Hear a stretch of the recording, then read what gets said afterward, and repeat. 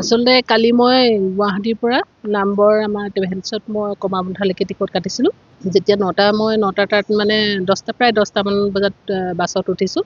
Sleeper আছিলে, আমি দুগৰাকীয়ে শ্বেয়াৰ কৰিছিলোঁ, আমি মহিলা দুগৰাকী। আৰু তাৰ মানে মোৰ বেকৰ যিটো ছিট এজন মানে পুৰুষে মানে বুকিং কৰিছিলে। তাৰপিছত মই মানে ৰাতি প্ৰায় 12টা বাজিছে, মানে মই কথা পাতি দুয়োগৰাকীয়ে গৈ আছিলোঁ। তাৰপিছত অকণমান আমি মানে টোপনিৰ কাৰণে হেৰি কৰিছিলোঁ। মই চকুকেইটা মুদি সম্পূৰ্ণ টোপনি যোৱা নাছিলোঁ, অলপ মানে চিলমিল হেৰি এটা হৈ আছে। তেনেকুৱাতে মানে মই মানে অৱশ্যে মই মানে একদম সম্পূৰ্ণ মোৰ মানে হেৰিয়াত মানে প্ৰাইভেট পাৰ্টছত মানে একদম খুব জোৰছে মই হাত পৰা গম পাইছোঁ। আৰু লগালগ মই মানে হাতখন মই এনেকৈ ধাম বাছত মাৰিছোঁ। মৰাৰ লগে লগে মানে তলৰ মানুহখিনিও সাৰ পাইছে, আৰু মই তাক দেখিছোঁ যে হাতখন মানে বেক কৰি পিনে সি মানে সিটো চেম্বাৰলৈ মানে লৈ গৈছে। আৰু মই তেতিয়া লগালগ মই কেবিন গ'লোঁ, কেবিন গৈ লাইট জ্বলাব ক'লোঁ। লাইট জ্বলাই পিনে মই তেতিয়া তাত দেখিলোঁ যে এজন পুৰুষ সোমাই আছে, আৰু পুৰুষজন প্ৰথম অৱস্থাত মানে সি টোপনি ভাও জুৰিছে। তাৰপিছত মই যেতিয়া তাক নমাই আনিছোঁ, তললৈ নমাই আনিলোঁ মই যথেষ্ট হেৰি কৰি পিনে। তাৰপিছত নমাই আনি মই কেবিন পোৱালোগৈ। তাৰপিছত যিহেতু মই এগৰাকী মহিলা হিচাপে মই মানে মহিলা যাত্ৰী বাছত মানে উঠাৰ লগে লগে আমিতো নিশ্চিন্ত মানে শ্লিপাৰ পাইছোঁ যেতিয়া শুবলৈ মহিলাসকলে চেষ্টা কৰিব, আৰু বিভিন্ন ধৰণৰ কামো থাকে পিছদিনাখন। আমি সেইটো কাৰণে শ্লিপাৰটো লোৱা হয়। আৰু পিছত যেতিয়া মানে এনেকুৱা ধৰণৰ মানে মানসিকতা যদি মানুহ আমাৰ বাছত উঠে, তাৰপিছত মই কি কৰিলোঁ, তাৰপিছত কেবিন ল'লোঁ, কেবিনত গ'লোঁ। কেবিনত গৈ পিনে সেই সময়তে মানে আমনিত ৰখাব সময় হৈছে। মই তেতিয়া বাছৰ সি কেবিন মানে বাছ হেৰি কৰাৰ লগে লগে সি বাছৰ পৰা নামি দিলে, লুকাই দিলে।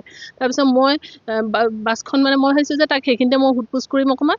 তাৰপিছত যিহেতু ৰাতি মানুহৰ অসুবিধা হ'ব, মই সেইটো কাৰণে বাছখনৰ ভিতৰত মই বেছি হুলস্থুল কৰা নাই।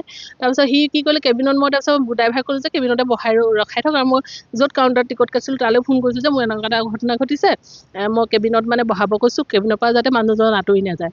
তাৰপিছত মই যেতিয়া তাক মানে তাত চাইছোঁ সি লুকাই দিলে। লুকাই দিয়াৰ পিছত মই যেতিয়া মানে বাছ চলিবলৈ আৰম্ভ কৰিলে, তেতিয়া সি আকৌ মানে বাছত জাপ মাৰি পিনে উঠিলে।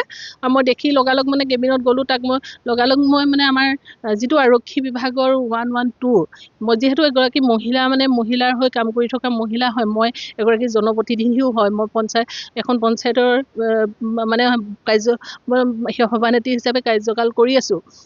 যেতিয়া আমিয়ে সুৰক্ষিত নহয়, সাধাৰণ মানে মহিলাসকল কেনেকৈ বাছত মানে 112 মানে কি হ'ল, ফোন কৰিছোঁ। ফোন কৰাৰ পিছত তেওঁলোকে মানে তেওঁলোকে আচলতে 112 ফোন কৰাৰ লগে লগে তেওঁলোকে স্থানীয় মই য'ত পাইছোঁগৈ তাৰ থানাৰ লগত যোগাযোগ কৰিব লাগে মোৰ মতে দেই। কিন্তু তাৰপিছত তেওঁলোকে কি কৈছে, মোক এটা নাম্বাৰ দিছে গোলাঘাট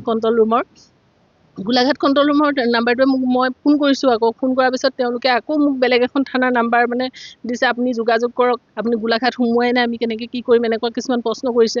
মই তেতিয়া চিন্তা কৰিলোঁ যে যদি আমি মানে 112ৰ পৰাও কোনো সহায় নাপালোঁ, মই তেতিয়া মানে কি কৰিলোঁ, তেওঁক মানে অকণমান কেবিনতে তেওঁক মোৰ নিজৰভগীয়াকৈ যিটো তেওঁক দিব লাগে মই সেইখিনি দি তেওঁক তাৰ পৰা হয় দিছোঁ। দি পিনে মই তেওঁক মানে তাতে নমাই থৈ আহিলোঁ, কাৰণ তেওঁৰ কাৰণে যাত্ৰীসকল সুৰক্ষিত নহয়, মহিলা যাত্ৰী বহুত আছিলে। মই সেইটো কাৰণে তেওঁক মানে তাতে বাছৰ পৰা মই নমাই থৈ আহিলোঁ। এতিয়া পুলিচে তাৰপিছত আপোনাৰ লগত যোগাযোগ নাই কৰা মোৰ লগত নাই কৰা, একো যোগাযোগ নকৰিলে মোৰ লগত। মই যিহেতু আমি মহিলাসকল বাছত তেনেকুৱা হৈ থাকে, কিছুমান মহিলা প্ৰটেষ্ট কৰিব পাৰে, কিছুমানে নোৱাৰে। আৰু আমি হৈছোঁ তেনেকৈ মনে মনে বহি থকা মহিলা নহয়। আজি মোৰ লগত হৈছে, কাইলৈ হয়তো কাৰোবাৰ লগত হ'ব। তেওঁ হৈছে, মই জনামতে তেওঁ এজন মানে ধুবুৰী হয়, মানে মিয়া সম্প্ৰদায়ৰ মানুহ হয়।